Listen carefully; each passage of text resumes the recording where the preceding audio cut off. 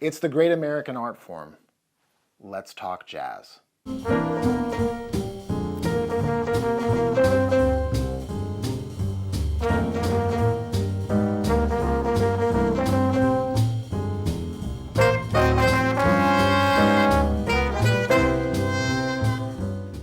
So for this episode, I want to highlight two really groundbreaking albums. However, caveat, they are very challenging albums. They demand your attention. You cannot put these albums on and make eggs. This is something that just demands you to experience it and contend with the sound. So let's start with Charles Mingus.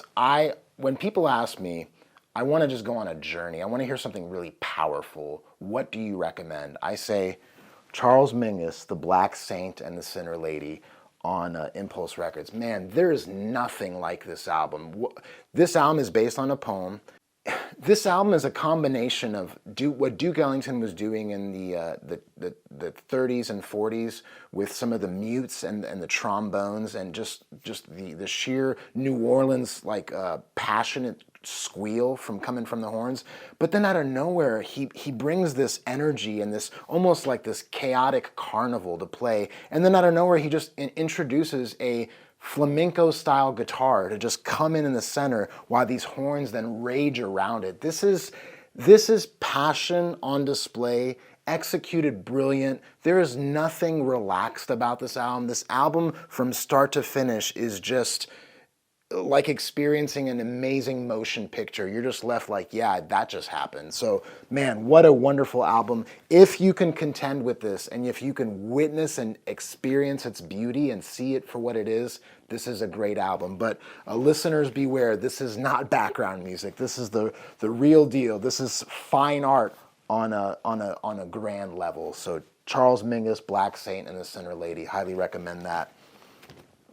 Another album. So this album can really be off-putting to people.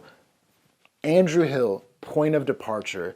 He was releasing a series of albums at this time, but really this one just was the epochs. You got Kenny Dorham, Eric Dolphy playing the bass clarinet, the alto sax, and the flute at times. Joe Henderson, this is the first time and the only time that Eric Dolphy and Joe Henderson were playing together. He played a lot with Kenny Dorham. Richard Davis, the magnificent bass player, one of the premier avant-garde bass players. He can play anything if he wants.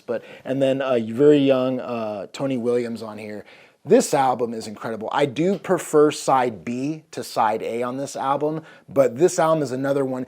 I liken this album to meeting a mountain and being like, okay, I have to climb up this thing. But the payoff from just the journey and the descent upward, and then you're left, when you finally complete this album at the very end, you're left overlooking a waterfall. The colors, the textures, there's moments where all three horns are just communicating brilliantly together. This is a wonderful album, Point of Departure. It'll take you on a journey. That's all I got for you today. So I hope you enjoyed this, and until next time, keep bopping.